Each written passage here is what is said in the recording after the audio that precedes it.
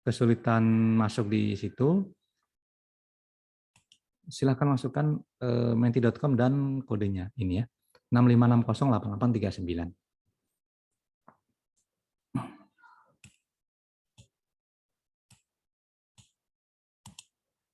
Oke, sudah ada 9 orang yang masuk ya, silakan.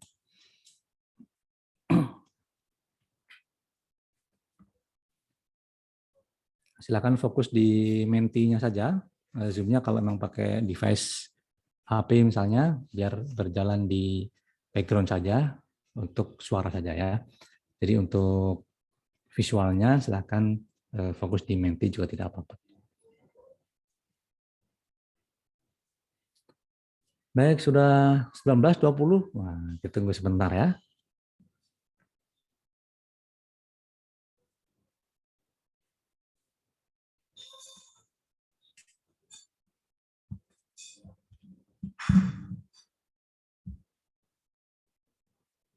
Dua 24 orang, silakan yang belum.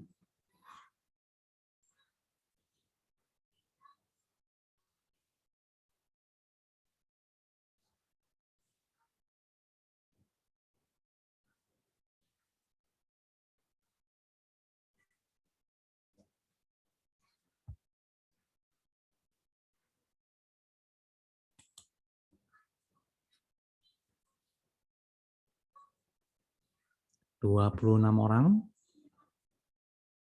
Oke, dua lagi ya. Nanti kita mulai yang masih proses, nanti bisa menyusul ya.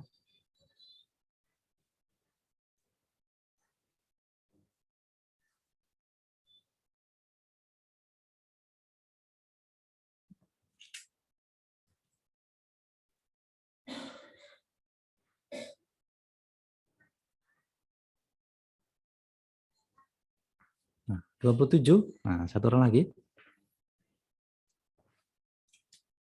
Atau ada yang terkendala?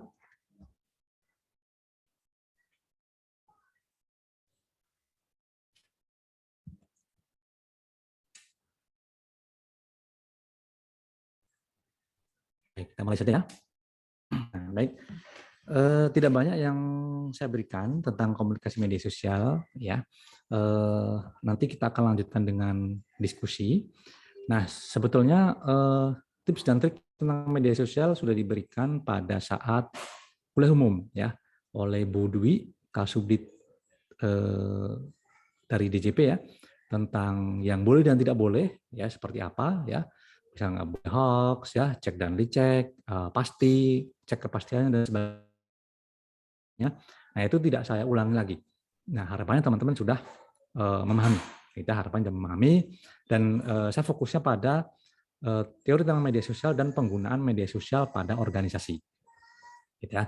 Penggunaan media sosial pada pribadi ya tidak jauh berbeda ya, cuman kita akan melihat pada dari sisi organisasinya. Gitu ya. Oke, udah 29 ternyata ya. Kita lanjut ya. Nah, seperti yang sudah kita bahas dari awal kita belajar ya, kita sudah belajar tentang beberapa tipe komunikasi. Ya, pertama, komunikasi intrapribadi atau komunikasi ada pada diri.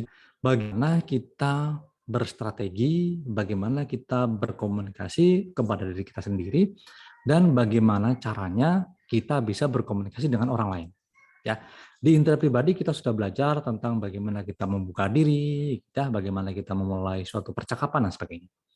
Kemudian kita bergerak pada komunikasi antar pribadi. Nah, komunikasi pribadi kita mulai berbicara dengan orang lain, ya, dalam bentuk dua orang, katakanlah ya one on one meeting, kita ketemu dengan seorang kita ngobrol, ataupun antar pribadi yang sifatnya grup, ya, kita dalam suatu kelompok, kita dalam suatu organisasi, kita dalam suatu katakanlah kelompok kelas, kita kelompok tugas, kita atau kelompok kampus, ya, kemudian kelompok di lingkungan dan sebagainya. Nah, itu termasuk dalam ranah komunikasi antar pribadi. Ya, tujuannya macam-macam, ada yang sekedar menyampaikan komunikasi, ada yang persuasi, ya, bahkan sampai akhirnya komunikasi untuk jualan dan sebagainya. Nah, itu termasuk dalam antar pribadi. Kemudian dari situ kita berkembang pada komunikasi massa. Ya, komunikasi massa itu akhirnya menjadi sebuah komunikan sumber gitu ya, kepada khalayak. gitu, kepada halayak yang tidak bisa didefinisikan secara satu persatu. Ya. Jadi sebuah komunikasi dari sumbernya kemudian dikomunikasikan secara massa, gitu, secara banyak. Nah, berupa sebuah pesan yang ya bisa dibilang tidak jelas ke siapa, gitu. Bisa menyasar ke siapapun, ya bisa menyasar ke siapa saja. Walaupun dalam settingannya bisa ya katakanlah komunikasi dari Direktorat Jenderal Pajak. Nah, pasti itu adalah untuk kaum yang berusia antara 20 tahun ke atas, ya katakanlah gitu ya. Karena stakeholdernya dari Direktur Jenderal Pajak tidak mungkin anak-anak kurang dari 10 tahun kan gitu ya. Nah, kemudian ada juga yang misalnya orang dari pemerintah gitu ya, menghimbau dalam rangka pemilu ya pasti sasarannya adalah umur 17 tahun ke atas dan seterusnya. Apalagi iklan, mereka walaupun sifatnya komunikasi massa tapi tertarget gitu ya. Ketika dia jualan obat untuk orang tua gitu ya, obat sendi gitu ya kalau orang tua gitu ya, obat tulang dan sebagainya, itu ya mereka dengan bahasa yang lebih bisa dimengerti oleh orang tua gitu ya. Ataupun jualannya adalah untuk barang-barang untuk anak-anak, misalnya katakanlah sepeda untuk anak-anak atau tas sekolah. Nah, itu biasanya dengan bahasa anak-anak yang menarik anak-anak dan seterusnya. Ya, bisa tertarget, cuman walaupun itu untuk targetnya anak-anak, orang dewasa juga bisa ikut saja gitu karena sifatnya massal, ya sifatnya tidak tertutup, ya sifatnya terbuka untuk siapa saja. Nah, saya minta untuk menuliskan si contoh komunikasi massa yang teman-teman temui atau teman-teman ada dalam pikiran teman-teman, kira-kira seperti apa sih contoh komunikasi massa yang teman-teman temui. Nah, silakan ditulis.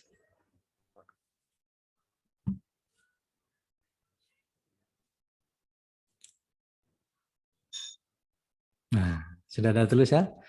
Dilarang merokok di area ini. Oke, silakan yang lain. Radio, oke.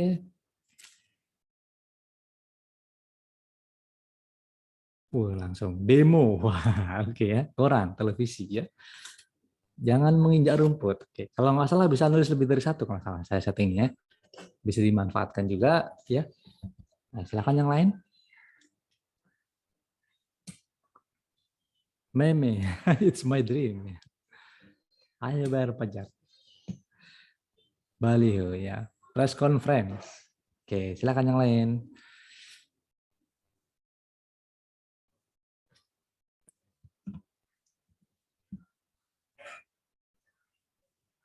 Banner broadcast ya. Wah, story ya juga sekarang ya.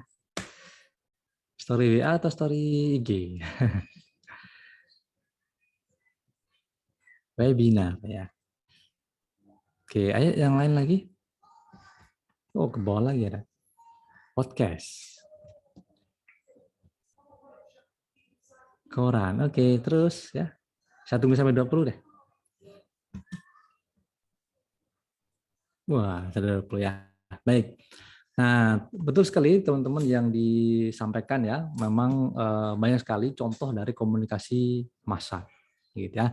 Nah, di sini contoh-contohnya kalau medianya, ya medianya ada yang menggunakan radio ya, di sini ada Indonesia, koran, televisi, gitu ya, kemudian baliho ya, itu termasuk media ya kan, banner ya, kemudian apalagi sini ya, koran ya, sekarang ada YouTube, live Instagram ya, live streaming ya, siaran radio dan sebagainya.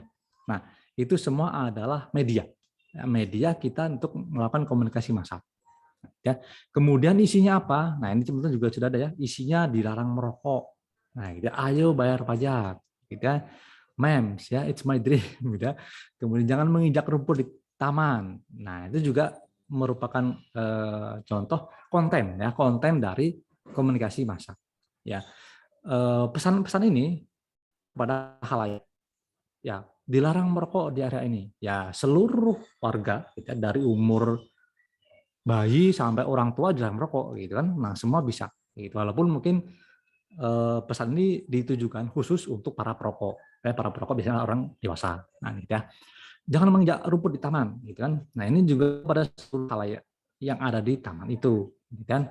Tidak peduli anak-anak, tidak peduli orang tua, tidak peduli laki-laki, tidak peduli perempuan, gitu ya. Semuanya adalah objek dari komunikasi massa. Nah, sekarang kalau kita lihat lagi, ya kita kategorikan. Nah, ini kan dari banyak ini ya, banyak banyak contoh nih. Nah, sekarang ada yang online dan ada yang offline. Nah, gitu kan. Nah, yang online, nah teman-teman bisa lihat di sini ya. Kira-kira mana yang online nih? Online update story, broadcast WA, gitu ya. Webinar, ya YouTube, ya podcast, live Instagram, live streaming, ya itu online, ya. Nah, teman-teman tentu ada yang offline. Offline nggak ada Pak? Oh masih ada, ya. Baliho, ya. Baliho kan offline, ya kan. Banner, ya. Kemudian tulisan-tulisan ini dilarang merokok di area ini, ya. Jangan menginjak rumput. Itu kan juga offline. Nah, gitu ya. Kemudian apalagi yang offline? Vlog online, nah, reklame bisa online bisa offline gitu ya, siaran radio, kelas online ya, ATC dan sebagainya. Jadi komunikasi massa sudah berkembang, tidak hanya offline saja, tidak hanya media ruangan saja, tetapi juga bisa berupa online. Ya.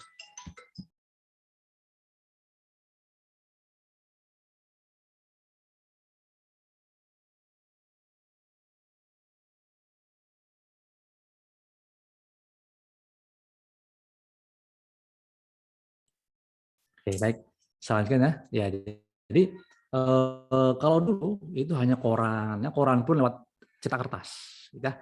Kemudian banner, baliho di pinggir jalan dan sebagainya. Sekarang berkembang menjadi elektronik dan berkembang melalui media sosial. Ya, ini teman-teman sudah ada nulis ya podcast, Instagram, YouTube, ya, kemudian story dan sebagainya, vlog, ya. Kemudian juga ada blog dan sebagainya. Nah, itu merupakan contoh dari komunikasi massa. Oke, kita lanjutkan ya. Terima kasih. Ini partisipasinya. Nah, media sosial adalah salah satu contoh dari penggunaan sebuah media dalam rangka menyebarkan komunikasi massa. Nah, ya. Jadi di sini ada salah satu ahli yang mendefinisikan tentang media sosial, ya, adalah kumpulan perangkat lunak.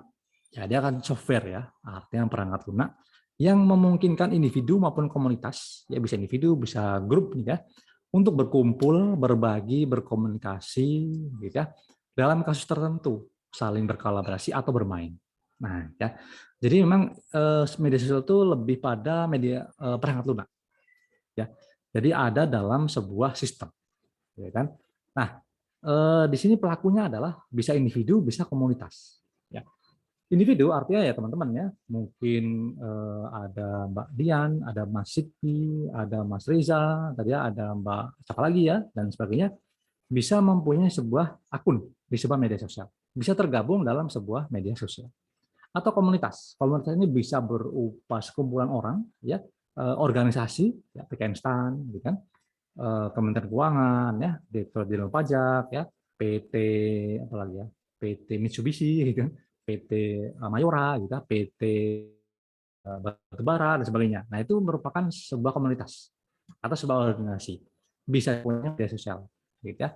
Bisa juga dia mempunyai akun, gitu ya, untuk berkumpul, berbagi, berkomunikasi. Kita berkumpul artinya ya, udah ketika ada sebuah konten, akhirnya kita sama-sama berkumpul di situ, saling mengomentari, ya.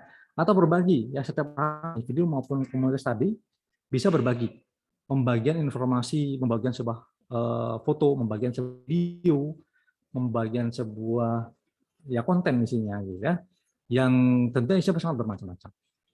Kemudian berkomunikasi, ya komunikasi di sini bisa saja seseorang ya si pengguna media sosial tadi memberikan sebuah pesan. Ya, inti dari komunikasi itu ya, pesan, ya, message. Ya katakanlah Direktur Jenderal Pajak memberikan pesan, sudah bulan Januari ini isilah SPT. Nah, ini berkomunikasi, ya kan? Nah, nanti tinggal orang-orang yang akan menanggapi. Ya, dia diem aja pun juga menanggapi, kita menanggapi dan membaca, ya, menanggapi dan memahami, gitu kan? Nah, ada lagi ya, hey Gozali, jangan lupa bayar bikin NPWP ya, gitu. Itu juga merupakan komunikasi. Nah, kita, nah itu jadi ada beberapa fungsi. Nah, dalam kasus tertentu bisa saling berkolaborasi atau bermain. Nah, ya. Jadi bisa digunakan dalam berkolaborasi ya. Kalau di Instagram misalnya, oh kita bikin live, gitu ya, antara siapa dengan siapa membagikan suatu materi tertentu. Itu juga berkolaborasi, gitu ya, atau membuat konten kolaborasi, ya. Di media yang lain ya, misalnya ada grup, ya, ada fanpage dan sebagainya, gitu ya. Nah, banyak lagi untuk bisa berkolaborasi atau hanya sekedar bermain. Kan? Ada juga konten isinya pertanyaan, gitu ya. Konten yang isinya untuk menarik audiens, untuk menarik pendapat dari audiens, untuk jawaban audiens yang ya mungkin receh lah, gitu ya. Tapi ternyata dari yang receh itu bisa menyenangkan, ya, sesuatu yang fun, gitu ya, bisa dianggap itu untuk bermain. Nah, gitu ya. Jadi sebuah media sosial tentu teman-teman sudah tahu, ya, bahkan mungkin gambar yang di kanan ini, mungkin teman-teman ada semua ini di HP teman-teman, gitu ya, bahkan lebih lagi, gitu ya. Nah, ini saya ngambil gambar aja ya, jadi hanya ada beberapa sosial media, mungkin banyak lagi yang teman-teman gunakan, gitu ya. Nah, inilah pengertian media sosial. Nah, kemudian, saya ingin tanya lagi nih. Sudah pilih, bisa lebih dari satu ya. Media sosial apa yang dimiliki oleh teman-teman? Nah, atau yang aktif ya, yang memang digunakan, gitu ya. Saya punya Pak, tapi nggak aktif, ya nggak usah lah, gitu ya. Wah, ini kira-kira apa nih mayoritas di kelas ini kira-kira ya? Ini mayoritasnya ya, karena saya nggak tahu nih siapa memilih siapa, gitu ya. Sudah ada 18 orang yang bergabung, ya silakan yang lain ya. Wah, sementara ini mayoritas Instagram, ya, diikuti dengan Twitter, ya, diikuti dengan apa ini lainnya, ya mungkin lain atau yang lainnya nggak saya tulis di sini ya. Kemudian TikTok, wah, udah 20 orang ya, ya baik, ya memang ini ya Instagram menduduki tertinggi, gitu ya. Walaupun kalau di dunia konon katanya TikTok sudah melebihi penggunaannya daripada Google bahkan, gitu ya. Nah, bahkan dibanding Google, TikTok adalah salah satu website yang paling banyak dikunjungi selama tahun 2021, konon katanya begitu ya. Yang punya channel YouTube ada 8%. Nah, 8% itu berarti ya kalau dari 30 orang, ya 3 orang aktif lah bikin konten YouTube ya. Facebook ya tidak banyak ya. Instagram lebih dari 10 lah yang aktif ya. Twitter sekitar segitu juga ya. Nah, konon katanya Twitter di Indonesia media sosial paling kejam. Konon ya, saya juga nggak tahu ya. Saya juga pakai Twitter ya, cuma untuk baca-baca saja ya. Baik, itulah gambaran ya dari media sosial yang kita gunakan. Ternyata banyak sekali dan mungkin teman-teman ada yang menggunakan lebih dari satu, bahkan lebih dari dua, bahkan lebih dari tiga, nah, gitu, ya, dan sebagainya. Nah, itulah media sosial. Nah, digunakan untuk apa saja, teman-teman? Nah, gitu ya. Nah, mungkin ada yang gunakan untuk selfie, ya, digunakan untuk ikut campaign tertentu, ya, untuk menyebarkan meme dan sebagainya. Nah, nanti akan kita bahas, ya. Nah, di Indonesia, nah ini dari kata data, ya, ini data di Oktober 2021. Saya nyari yang Januari 2022 itu nggak ketemu ya. Nah, silakan nanti teman-teman bisa nyari ya. Ternyata paling banyak di Indonesia itu ada, ini di dunia ya, itu adalah Facebook. Gitu ya. Kalau anak-anak milenial memang sudah mulai berkurang ya. Kemudian yang kedua adalah YouTube. Nah, kita kemudian WhatsApp, ya, Instagram, Messenger, WeChat, TikTok. Nah, saya tidak terlalu mengenal yang paling bawah itu ya.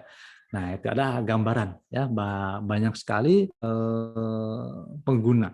Ya, ada yang berupa media sosial, ada yang chat, ya, seperti WhatsApp, Messenger dan sebagainya, itu adalah flash chat. Ini gambaran saja ya, gambaran di dunia. Dan dari sini ternyata banyak sekali ya, hampir setiap orang punya media sosial. Nah, saat ini, gitu ya. Memang untuk apa sih? Nah, kita lihat sini ya. Ada beberapa jenis media sosial. Nah, ada social network, ada forum, gitu ya. Ada juga situs blog, ada juga social bookmark. Ya, social network ya intinya adalah jaringan sosial seperti teman-teman di Instagram, gitu ya. Seperti kalian bikin di Twitter dan sebagainya. Bagaimana orang bisa terkait. Ya, bahkan kalau dulu ketika saya kuliah gitu ya, ketika saya pertama awal kerja belum ada media sosial atau belum rame media sosial ya, sebenarnya sih sudah ada ya, tapi tidak terlalu heboh ya. Ada Friendster dan sebagainya kalau dulu zaman saya. Nah, itu ada untuk saling terkait. Bagaimana kita bersosialisasi melalui online, media online. Ya. Dan yang kedua melalui forum. Ya, forum itu artinya ada saling memberikan informasi. Ya, tidak hanya terkait, tidak hanya ibaratnya tidak hanya silaturahmi lah, ya, tapi juga bagaimana kita berdiskusi tentang satu topik. Ya, ada satu topik yang diunggah oleh sebuah pengguna, kemudian akan ditanggapi oleh yang lain. Nah, akhirnya terjadi interaksi. Makanya di suatu forum itu akan lebih banyak interaksinya, kita daripada hanya orang melihat atau hanya klik, like dan sebagainya, itu tidak ya. Kalau di social network untuk menunjukkan bahwa saling terhubung, ya biasanya ada fitur kita untuk reply, untuk like dan sebagainya. Kemudian ada situs blog ya, kalau dulu zaman 2005-2010 itu sangat marak ya. Bagaimana orang bikin blog untuk menyebarkan ilmunya, menyebarkan tips dan trik dan sebagainya. Waktu itu belum ada Facebook gitu ya. Nah, kemudian dari blog itu kemudian muncullah microblog. Ya, seperti Twitter itu bisa dibilang juga sebagai microblog gitu ya. Bahkan kemudian video blog ya, vlog dan seterusnya. Nah, itu termasuk dalam kategori jenis-jenis dari media sosial. Kemudian yang terakhir adalah social bookmark. Ya, ketika orang membookmark atau menandai suatu website tertentu, kemudian di share atau dia simpan, kemudian orang-orang juga bisa memanfaatkannya. Nah itu ya, jadi ada beberapa media yang bisa digunakan. Ya paling banyak memang social network ya.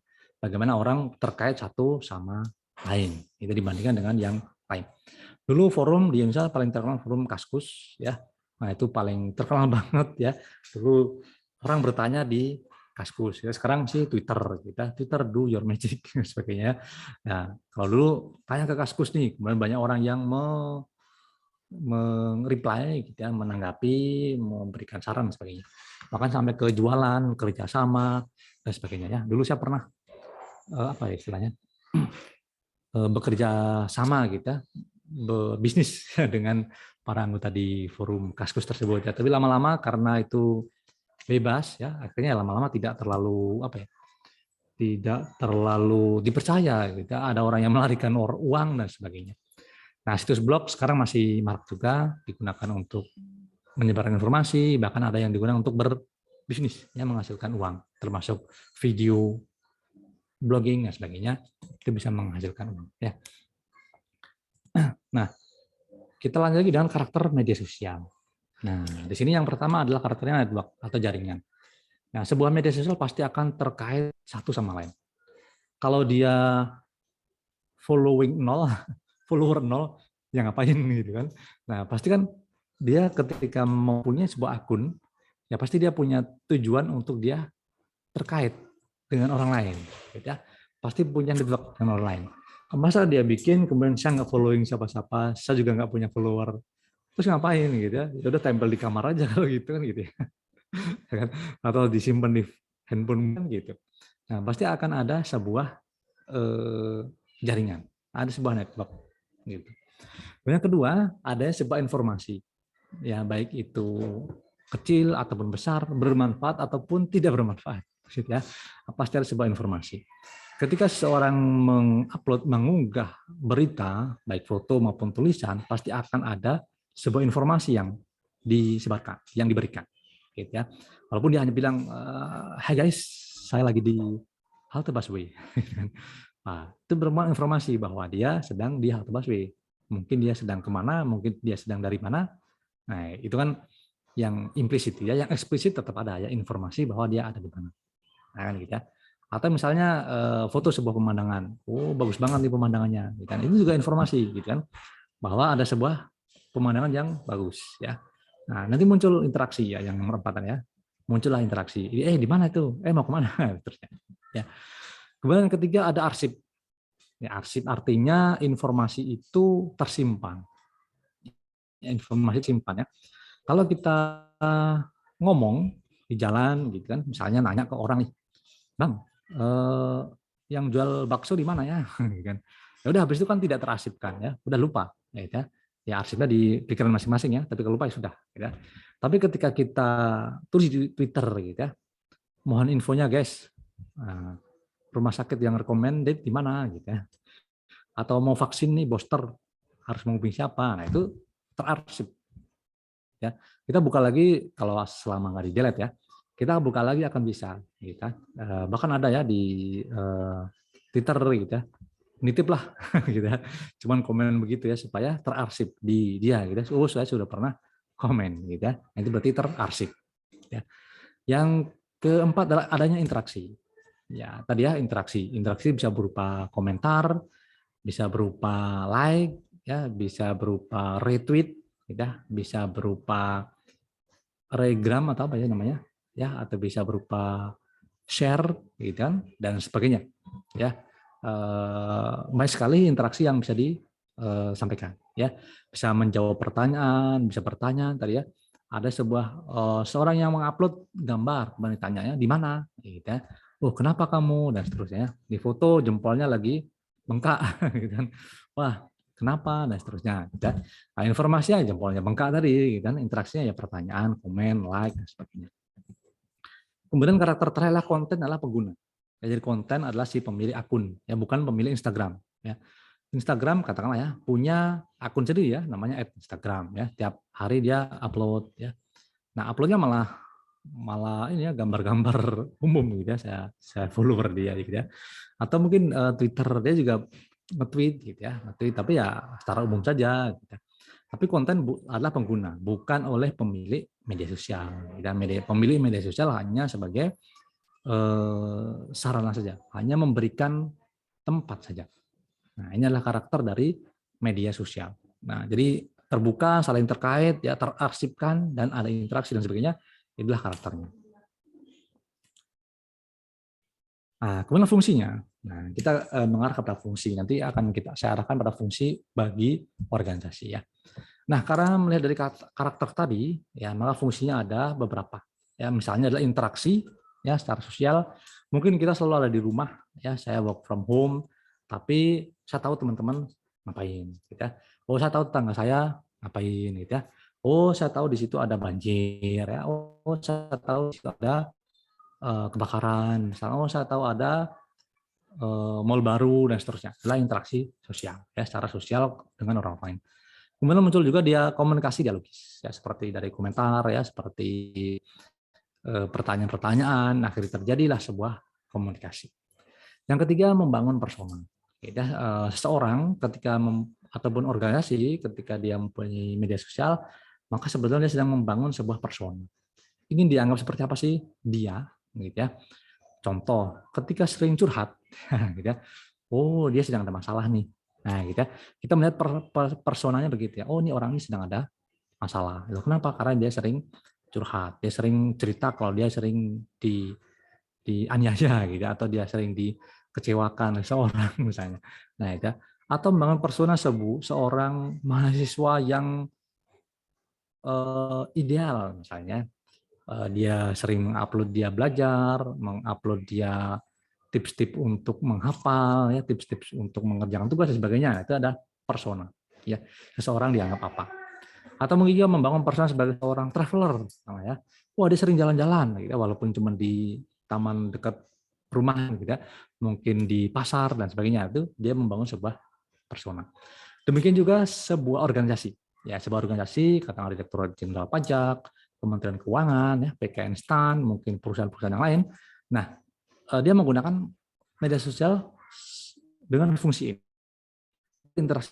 Dia ingin mengobrol dengan audiens, kan bagus tuh ya sebuah organisasi ketika dia ngobrol dengan audiens. Audiens juga bisa protes, ya. Audiens juga bisa mengkritik, audiens juga bisa memberikan saran, ya sehingga terjadi komunikasi antara si pemilik akun dengan followernya, pemilik akun dengan stakeholder-nya.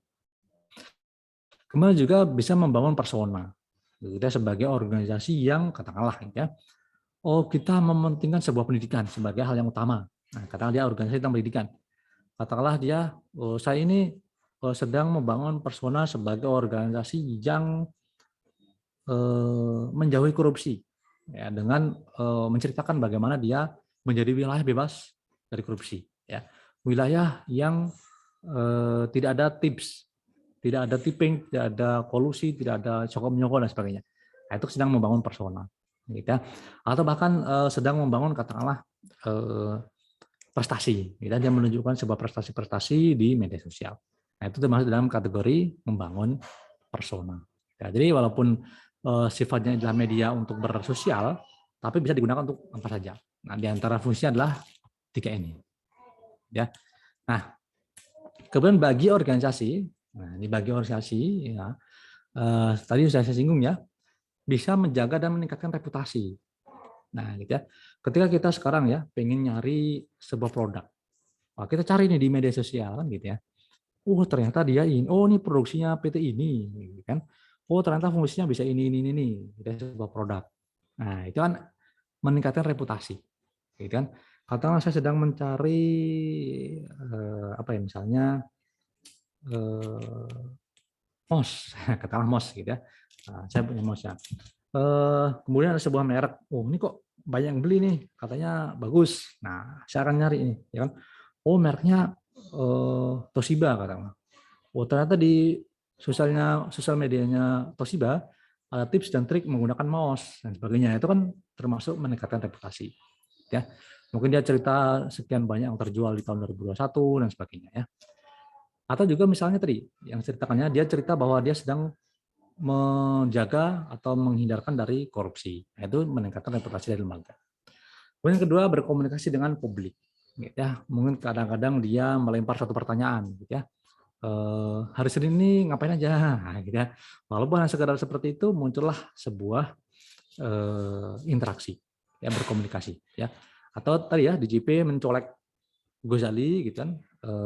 Silakan bikin NPWP, ya, silakan laporkan, ya. Ataupun dia dulu pernah juga mencolek siapa Raffi Ahmad, gitu ya.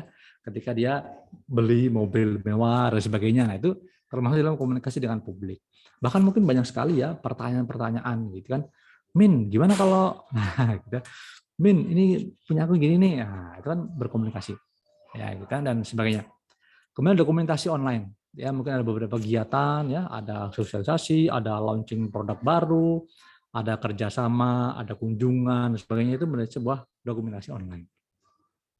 Bahkan yang terakhir bisa dibilang sebagai alat sosialisasi atau mensosialisasikan sebuah program ya, atau kalau bagi perusahaan bisnis sebagai marketing ya. Banyak ya, ada Facebook for Business, Instagram for Business ya, WhatsApp for Business ya, dan sebagainya ya. Bahkan YouTuber pun menjadi sebuah bisnis gitu ya. Twitter bisa untuk jualan dan sebagainya. Nah, itulah peran media sosial bagi organisasi, baik organisasi yang komersial ya maupun yang non komersial. Kalau komersial ya mengarah ke marketing gitu ya. Perusahaan katakanlah Toyota, dia pasti punya beberapa cara di sosial media.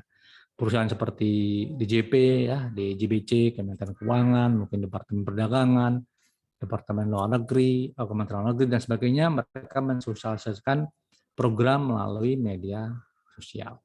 Nah, itu tadi adalah peran media sosial bagi organisasi. Ya. Nah, kemudian terakhir, diskusi aja ya, banyak diskusi. Nah, jadi teman-teman saya minta untuk sebuah organisasi atau kementerian atau lembaga, ya. Kalau bisa jangan DJP, jangan Kementerian Keuangan ya. Kita udah kenal banyak ya. Silakan pilih yang lain ya, banyak ya. Mau Kementerian Perdagangan, Luar Negeri, Agama, Sosial ya. Organisasi bisa perusahaan ya, Toyota, Suzuki, Samsung, Xiaomi ya, Apple dan sebagainya. Cara media sosial apa saja yang digunakan? Ya. Kemudian peran apa yang digunakan? Apakah sosialisasi, apakah interaksi?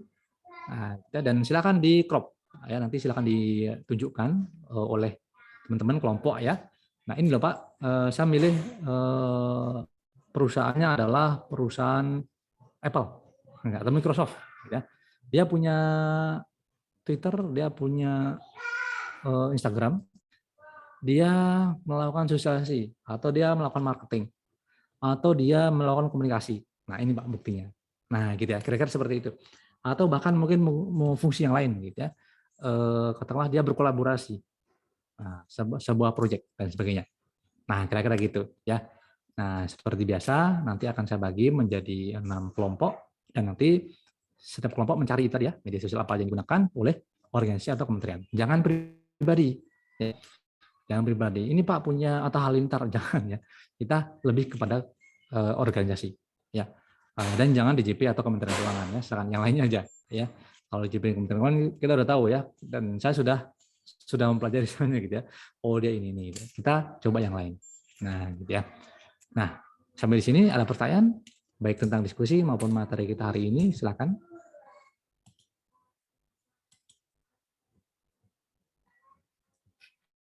Baik, kalau tidak ada, saya bagi menjadi 5 ya, 5 breakout room, 6 ya, masing-masing 5 orang ya. Nah, otomatis saya oke. Nah, silakan ya. 8.21 sampai 8.40 lah ya. 15 sampai 20 menit. Silakan masuk ke roomnya masing-masing.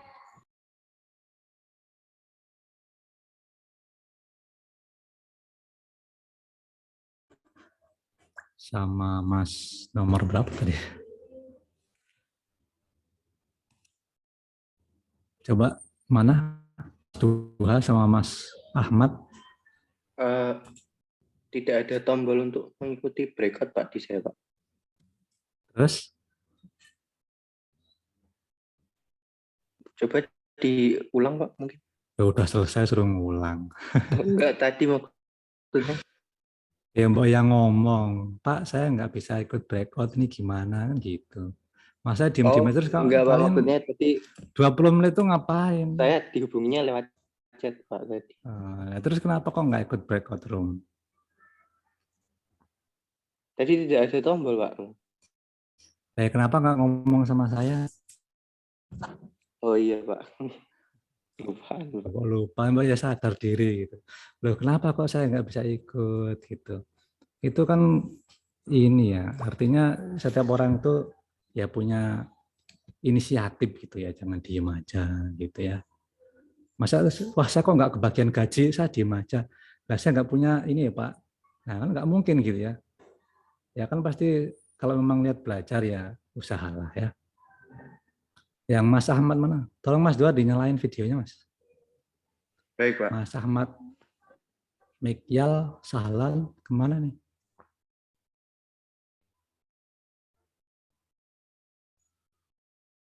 Mas Ahmad, mana Mas Ahmad?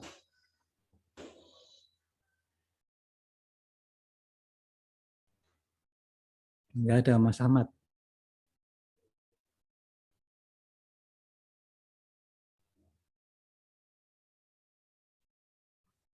Wah, nanti tolong dicari. Siapa tahu dia kabur.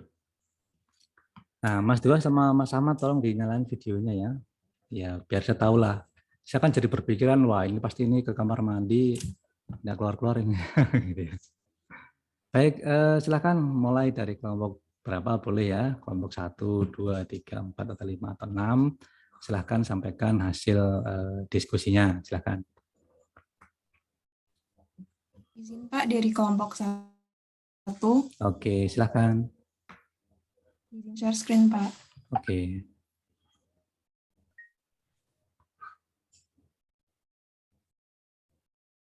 Apakah sudah terlihat Pak? Sudah, silakan lanjut.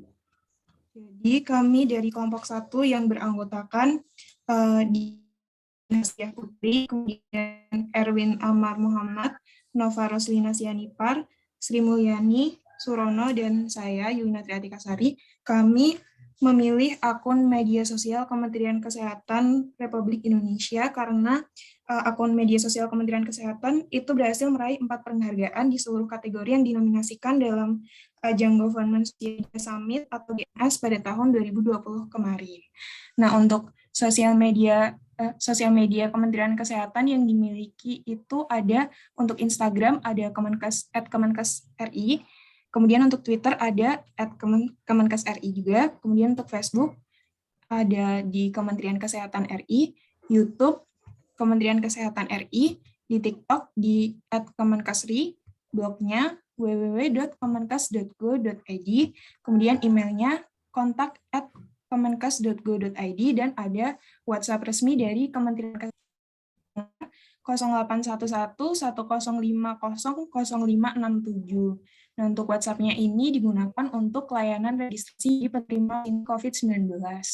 Kemudian untuk peran media sosialnya, secara umum itu kami menuliskan ada 5 poin penting. Yang pertama, untuk edukasi masyarakat tentang pencegahan dan perkembangan COVID-19 di Indonesia. Yang kedua, memberikan informasi seputar kesehatan atau promosi kesehatan. Yang ketiga, untuk merespon keluhan dan pertanyaan dari masyarakat secara lebih praktis. Kemudian yang keempat, untuk kampanye protokol kesehatan dan vaksinasi COVID-19.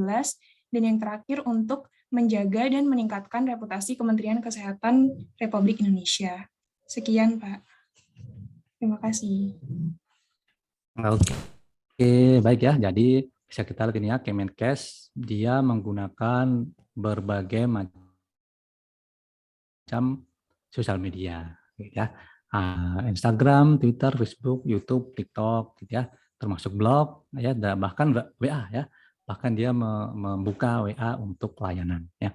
Nah ini di perannya ya, dia memberikan edukasi, ya, kemudian memberikan informasi ya sekitar kesehatan, ya, berarti terus menerus, gitu ya, tidak hanya ketika ada event ya, terus ya. Kemudian merespon keluhan dan pertanyaan masyarakat. Nah ini ya, salah satunya adalah tadi ya, bisa komunikasi dialogis. Nah itu ya, kemudian kampanye protokol, menjaga dan meningkatkan relasi. Karena ini profit, ya tentunya dia tidak jualan, gitu ya. Kalau lembaga-lembaga lain yang profit mungkin dia profit memberikan sosialisasi atau informasi. Nah, gitu ya. Oke, terima kasih dari kelompok 1. Ya, bagus sekali dia mengambil Kementerian Kesehatan. Ya, oke, terima kasih Mbak Yuli tadi ya. Oke, silakan bisa lanjut kelompok berikutnya. Stop share, Pak. Oke. Saya izin share screen ya, Pak. Oke, silakan Fauzi ya. Ya. Ya, jadi selamat pagi Bapak dan teman-teman sekalian. Jadi di sini saya kelompok 2 itu kita mengambil organisasi atau produk ya dari Samsung Indonesia. Nah, untuk media sosialnya sendiri itu kami menemukan ada YouTube dengan Samsung Indonesia.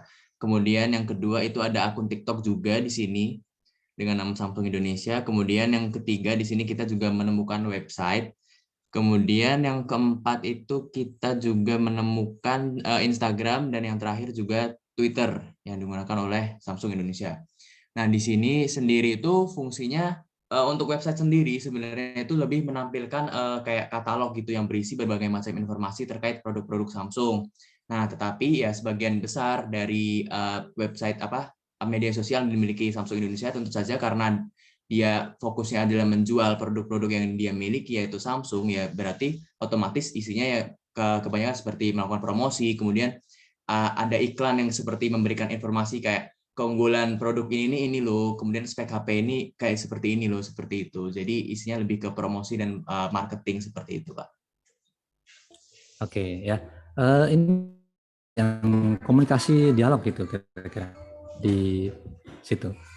Oh ya, mungkin ada Pak. Mungkin kan di seperti di Instagram ini kan mungkin ada yang bisa melakukan interaksi di komentar, kemudian dibalas oleh pihak Samsungnya seperti mungkin ketersediaan unit, atau mungkin kayak misal di Indonesia tuh ada stoknya enggak atau bagaimana seperti itu, Pak. Mungkin masih ada komunikasi antar konsumennya gitu Pak di kolom komentar seperti itu, Pak. Oke ya. Jadi ini kelompok 2 mengulas tentang Samsung Indonesia. Dia ada website, ada Instagram, ada Twitter, nah dan sebagainya ya. Dan dia gunakan untuk promosi, memberikan informasi dan sebagainya. Ya, oke, bagus sekali ya. Terima kasih kelompok 2 yang sudah mengambil contoh PT Samsung atau organisasi yang profit. Ya, oke. Makasih kelompok 2. Nah, kita lanjut kelompok selanjutnya, silakan. Izin share screen, Pak. Oke.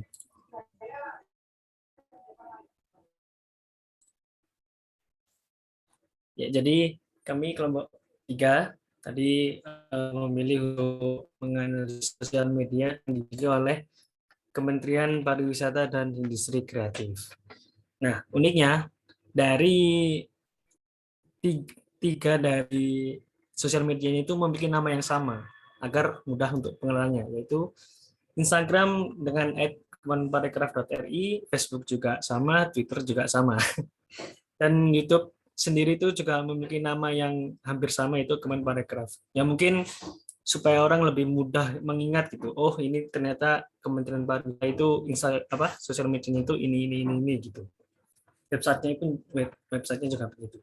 Nah, peran sosial medianya sendiri itu di Kementerian Pariwisata ini ada beberapa Pak. Yang pertama, YouTube itu digunakan untuk mendokumentasikan kegiatan dan webinar-webinar. Jadi misalnya Pak Menteri Sandiaga Uno itu melakukan kegiatan di mana atau melakukan webinar, itu dokumentasinya ada di YouTube. Dan untuk Twitter itu digunakan untuk interaksi sosial dengan masyarakat secara langsung, karena di situ kan sistem reply atau balas berbalasnya sangat gampang gitu. Jadi lebih mudah untuk menjangkau masyarakat dengan Twitter untuk interaksi sosial. Sementara Instagram itu digunakan untuk menunjukkan hasil program kerja dan budaya-budaya apa saja yang ada di Indonesia. Jadi mungkin lebih ke fungsi pengenalan budaya gitu Pak, yang di Instagramnya. Kalau di Facebook itu hampir sama dengan Twitter dan lebih ke ini Pak, dokumentasi berita-berita gitu Pak. Jadi berita apa saja sih yang dengan Kemenparekraf itu didokumentasikan di Facebook, seperti itu Pak. Oke, wah bagus sekali nih kelompok 3 ya, yang mengambil tema Kemenparekraf dan sedikit analisis gitu ya. Kalau Instagram untuk ini, Twitter untuk ini ya, bagus sekali. Facebook untuk ini ya, YouTube dan sebagainya. Nah, memang betul sekali ya. Konon bagi orang yang penggiat sosial media ya, masing-masing sosial media punya keunggulan dan kekurangan gitu ya. Kalau ini lebih baiknya untuk apa dan seterusnya. Nah, itu dah.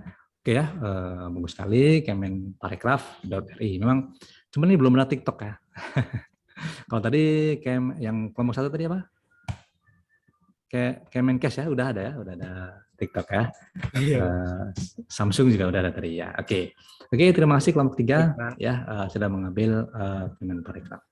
Ini Mas Ahmad Mikyal bisa merespon? Oke, masih di kamar mandi mungkin ya. Oke. Baik, silakan kelompok 4 ya.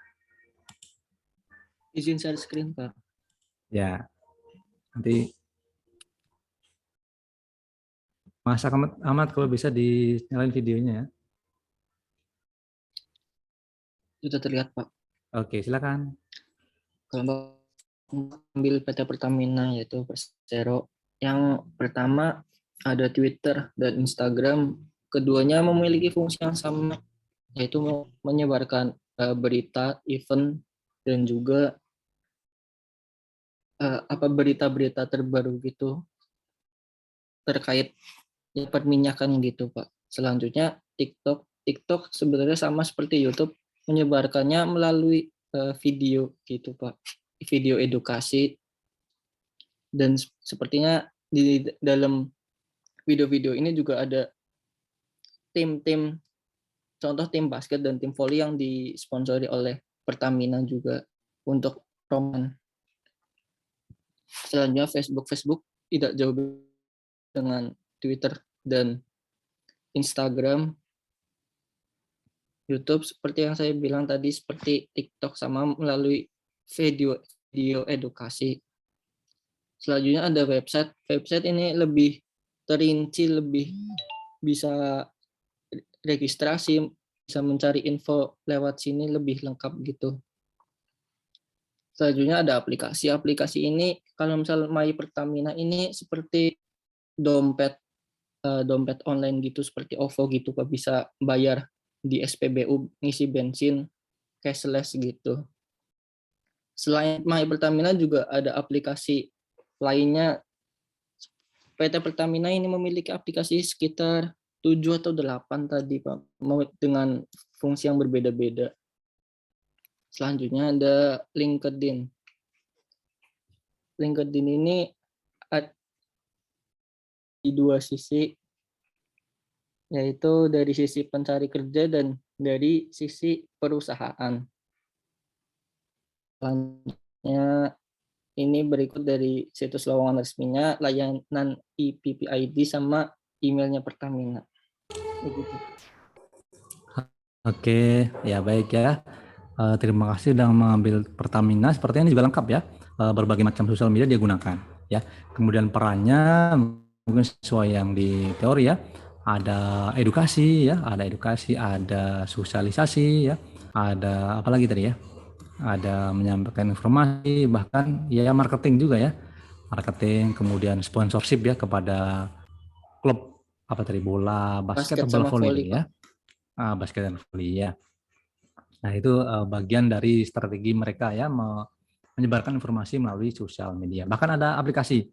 Dan yang tidak banyak dipakai orang ya LinkedIn atau LinkedIn ya. Nah, ini juga Pertamina punya akunnya. Kita tidak banyak yang pakai sepertinya ya, dari beberapa. Kalau pemerintahan kayak jarang ya yang punya akun di sini gitu ya. Ini beberapa perusahaan swasta itu mempunyai akun di LinkedIn ya. Baik, bagus sekali kelompok 4. Ya, Kelompok 4 ya, betul ya. Ya, oke, terima kasih. Ya, kita lanjut pada kelompok berikutnya.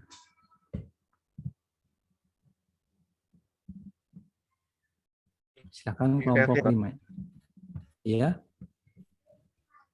Kelompok 5. Iya, Pak. Oke, silakan. Sebentar, Pak.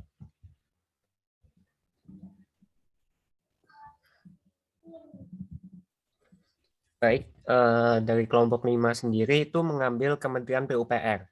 Ini untuk tugasnya Kementerian PUPR sendiri itu mempunyai tugas menyelenggarakan urusan pemerintahan di bidang pekerjaan umum dan perumahan rakyat untuk membantu Presiden dalam menyelenggarakan pemerintahan negara. Nah, di sini PUPR sendiri memiliki penghargaan atas media sosial, di mana PUPR itu meraih penghargaan sebagai kementerian atau lembaga terbaik dalam kategori media sosial dalam Malam Anugerah Media Humas 2019, yang menjadi puncak rangkaian kegiatan sinergi aksi informasi dan komunikasi nasional tahun 2016 di Pangkal Pinang. Untuk sumbernya yang berikut. Lalu untuk daftar dan fungsi media sosialnya sendiri ada Instagram @kemenpupr. Di sini itu fungsinya itu untuk publikasi kinerja dan proyek-proyek selanjutnya dari PUPR itu sendiri. Lalu Facebooknya ada Kementerian Pekerjaan Umum dan Perumahan Rakyat. Di sini juga untuk publikasi kinerja proyek selanjutnya. Lalu selanjutnya ada Twitter Kemenpu. Di sini itu juga di sini itu untuk tempat interaksi antara PUPR dan masyarakat. Biasanya tuh buat meme dan lain-lain yang viral-viral itu biasanya dimasukin sini biasanya. Itu tentang Pak Bambang atau gimana lah. Pokoknya itu yang lucu-lucu lah, biasanya itu dimasukkan ke Twitter untuk interaksi sama masyarakat. Lalu ada YouTube-nya Kemenpu.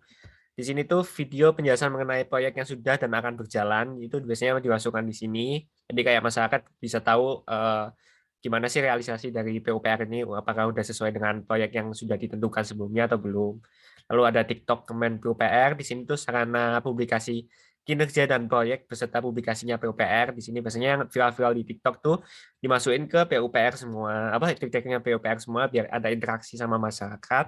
Terus di sini terakhir ada emailnya PUPR, itu untuk sarana penghubung antara masyarakat dan Kementerian PUPR. Terima kasih. Oke, ini apa? Media sosial terbaik ya? Apa tadi namanya, Mas? Ini ada anugerah Media Humas sebagai kategori media sosial terbaik. Wih, luar biasa. Ya, bagus sekali ya. Nah, sebagai yang terbaik ini bisa jadi contoh. Ya, bagi contoh ya.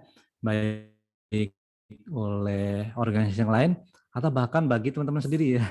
Misalnya teman-teman ingin, wah, aku ini mau upload konten apa ya? gitu ya. Nah, ini bisa dicontoh ya, mungkin tentang edukasi ya kan. Menceritakan tentang apa prestasi-prestasi dari PUPR gitu ya. Misalnya dia sudah membangun jalan tol gitu ya. Nah, itu sebagai sarana gitu ya, sarana menunjukkan kepada masyarakat ya. Mungkin juga ada dialogis ya, bertanya dan sebagainya gitu ya. Kalau kita lihat di sini ada rumah, ada ya kan memang ini ya, tugasnya dari Kementerian Pekerjaan Umum dan Perumahan Rakyat, gitu ya. Dan pembangunan yang dilakukan oleh PUPR. Ada Instagram, ada TikTok ya, coba ke bawah lagi Mas. Ada Facebook, ada Twitter ya, lengkap semua ya. Dan mungkin ini ya, tidak double gitu ya. Kadang-kadang kalau pribadi kan yang diupload di salah satu sosial media, diupload lagi ke sosial media yang lain itu kadang-kadang sama gitu ya. Nah, sama yang ini kan mungkin berbeda. Seperti tadi yang disampaikan kelompok mana ya, Samsung atau mana itu ya. Jadi kalau yang prestasi ini, kalau yang logis kebanyakan di Twitter dan seterusnya. Nah, gitu ya. Jadi masing-masing mempunyai sendiri-sendiri dan penggunaannya, nah bisa dilihat ya, bergantung pada fungsi dan tujuannya. Baik, terima kasih kelompok 5. Nah, kita ke kelompok terakhir, nah, kelompok 6, silakan. Baik Pak, izin share. Oke. Nah, baik, kelompok 6 memilih lembaga Kementerian BUMN RI. Nah, di sini tiap-tiap anggota akan menjelaskan bagian media sosial masing-masing. Nah, untuk yang pertama, saya akan menjelaskan mengenai media sosial TikTok yang dimiliki oleh Kementerian BUMN. Nah, di TikTok ini nama akunnya yaitu Kementerian BUMN RI. Nah, fungsinya yaitu jika dilihat dari menjaga dan meningkatkan reputasi lembaga. Nah, di sini kita dapat melihat dengan media sosial TikTok, BUMN mengenalkan profil dirinya agar masyarakat luas tahu melalui video menarik. Yang kedua, jika dari berkomunikasi dengan publik, BUMN ada kegiatan untuk mengajak menanam pohon di Hari Menanam Pohon Nasional, menjelaskan digital work BUMN, dan lain-lain.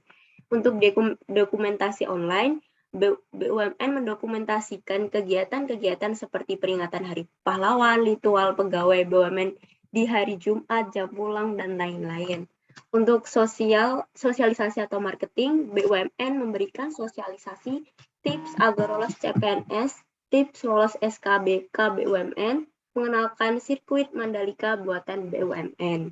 Dan selanjutnya akan dijelaskan oleh teman saya, Eza. Baik, selanjutnya ada media sosial dari Kementerian BUMN RI, yaitu ada YouTube dengan nama Kementerian BUMN RI.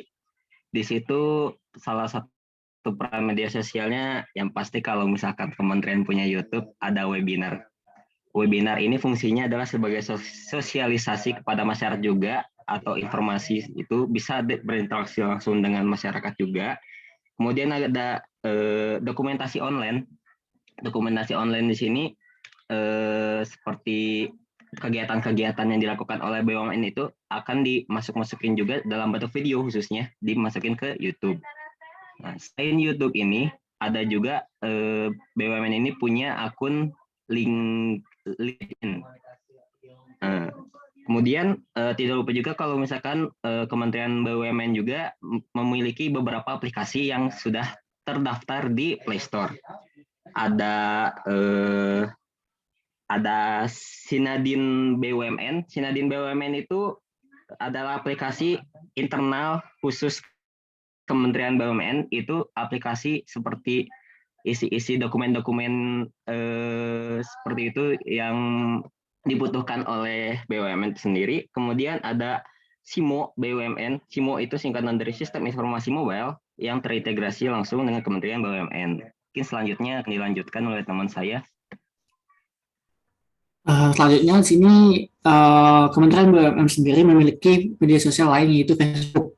Di sini dari agar meningkatkan reputasi dari BUMN sendiri ialah Kementerian BUMN menggunakan media sosial untuk memberi gambaran apa yang mereka lakukan setiap harinya.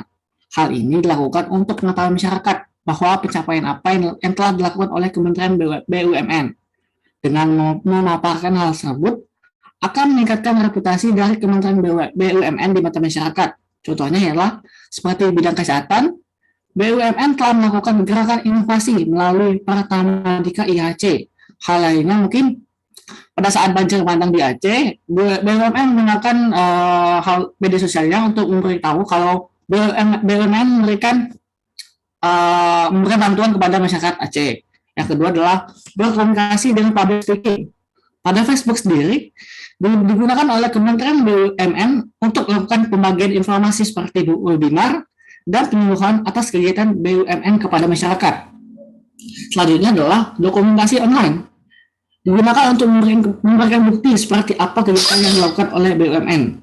Foto-foto kegiatan dipaparkan di media sosial agar masyarakat sendiri percaya tentang kegiatan yang dilakukan oleh BUMN.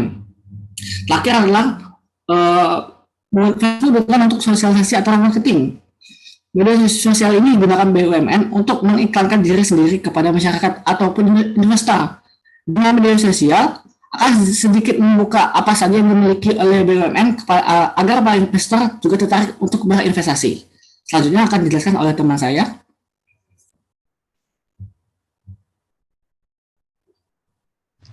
Baiklah, yang selanjutnya ada Instagram dengan nama akun Kementerian BUMN. Nah, peran medsos Instagram tersebut ada 3. Yang pertama itu dokumentasi online, yaitu Kementerian BUMN menggunakan Instagram untuk mendokumentasikan program-program kerja BUMN sendiri. Yang terakhir itu ada apresiasi guru honorer dari Bank BNI 46 dan kemudian ada Mandalika Circuit. Kemudian yang kedua ada sosialisasi dan marketing. Ini digunakan untuk mengiklankan diri sendiri kepada masyarakat serta juga memberikan informasi terkait kemarin ada sentra vaksinasi bersama BUMN dan mengklarifikasi berita-berita hoax yang beredar seputar tentang BUMN. Kemudian yang ketiga untuk berkomunikasi dengan publik. Hal ini digunakan untuk memberikan misalnya itu ada Q&A terkait info-info pembukaan pendaftaran CPNS di Kementerian BUMN. Mungkin begitu, selanjutnya akan disampaikan oleh teman saya. Baik, untuk selanjutnya ada Twitter dengan username @kemenbumn. Nah, di sini perannya sama seperti yang sudah dijelaskan teman-teman sebelumnya, ada menjaga dan meningkatkan reputasi lembaga. Contohnya di sini mengenai peran BUMN, seperti ketika mengikuti beberapa kegiatan, misalnya peluncuran holding BUMN, pariwisata, dan pendukung, penyampaian mengenai injurne oleh Menteri Erick Thohir langsung. Yang kedua yaitu berkomunikasi dengan publik, misalnya ikut menyampaikan info mengenai vaksin booster, memberikan motivasi kehidupan gitu diselingi dengan meretweet akun Twitter Bapak Erick Thohir langsung, lalu ada berbagi fakta-fakta menarik mengenai pembangunan melalui BUMN, seperti fakta bendungan Bintang Bano di NTB. Lalu yang ketiga, dokumentasi online, misalnya ketika mengikuti kegiatan sosial, apresiasi guru honorer di daerah 3T, lalu saat terjadi gempa di Jakarta kemarin, dan saat mengunjungi sirkuit Mandalika, dan lain sebagainya. Yang terakhir yaitu ada sosialisasi atau marketing, misalnya ketika terdapat peluncuran logo dan nama baru BUMN Holding Pangan, PT RNI Persero yang bertransportasi menjadi ID Food. Lalu untuk rangkuman informasi terlengkap bisa juga diakses melalui link tr.e/Kementerian BUMN, di mana terdapat 10 poin penting yang terdapat di link tersebut, seperti pelayanan pengaduan Kementerian BUMN, karir Kementerian BUMN, lalu portal publik atau website Kementerian BUMN RI, YouTube Kementerian BUMN RI, media internal Kementerian BUMN, PPID Kementerian BUMN, Instagram, LinkedIn, Twitter, dan Facebook Kementerian BUMN. Mungkin sekian Pak dari kelompok. Oke, baik. Ya, terima kasih kelompok 6 ya yang mengulas tentang Kemen BUMN. Luar biasa, ini lengkap sekali ya BUMN ya, dan sepertinya up to date ya. Oke, terima kasih kelompok 6. Nah, beberapa hal sudah disampaikan oleh masing-masing kelompok ya tentang peran-peran dari media sosial bagi organisasi. Nah, kalau dulu ada beberapa hal yang perlu diperhatikan, misalnya tentang keaktifan ya, kadang-kadang seperti website, sosial media dan sebagainya itu ada yang tidak aktif ya, ada tapi tidak selalu diupdate ya. Tapi sepertinya bagi beberapa organisasi yang cukup maju, mereka sangat aktif sekali ya, baik di Twitter, Instagram, YouTube dan sebagainya. Itu bagus ya. Nah, nanti teman-teman misalnya mau menganalisis lebih lanjut bisa dicek ya di komen apakah ditanggapi atau tidak gitu ya. Kemudian kita mengirimkan pesan apakah ada yang apakah lama atau cepat dan sebagainya ya. Baik, sampai di sini ada pertanyaan teman-teman? mungkin cukup ya teman-teman ya. Nah nanti setelah ini ada kuis ya, sedikit saja, silakan kerjakan sampai jam 10 ya, pemilihan ganda di LMS nanti saya buka ya. Sebelumnya kita tutup dulu hari ini ya, Mas Ahmad. Nah gimana kabar Mas Ahmad tadi? Lama kamar mandi atau tadi kemana? saya bolak-balik kamar mandi Pak. Oke, sekarang udah baik kan? Udah mulai aman Pak. Oke, tolong kalau memang ada kegiatan dikabari ya. Baik. Ya, Mas Duha dan sebagainya itu kalau memang ada kegiatan supaya bisa diikutkan ya, ikut dan aktif ya. Artinya kita itu punya kepekaan lah terhadap lingkungan gitu ya. Wah, ini ada acara ini nih, saya perlu ikut nih ya, atau dan sebagainya lah ya, ada inisiatif gitu ya. Tidak diam saja, kita tidak dianggap bahwa ini tidak penting ini. Nah, biar aja lah gitu ya. Nah, saya tidak melarang lah kalau memang ada keperluan ya. Boleh-boleh saja, silakan disampaikan saja. Baik, Mas Ahmad silakan pimpin berdoa ya. Teman-teman, untuk menutup perkuliahan pada pagi hari ini, mari kita akhiri dengan berdoa. Berdoa mulai.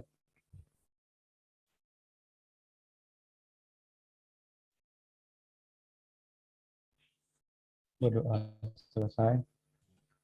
Baik teman-teman, kuis sudah saya buka ya di LMS, silahkan diakses sampai jam 10 ya. Gampang saja, benar salah saja. Ada beberapa pilihan ganda. Dan saya akhiri kuliah hari ini, semoga apa yang kita bahas bermanfaat bagi kita semua, memberikan berkah. Saya tutup, wassalamualaikum warahmatullahi wabarakatuh. Waalaikumsalam Waalaikumsalam warahmatullahi wabarakatuh. Terima kasih banyak Pak. Terima kasih, Pak.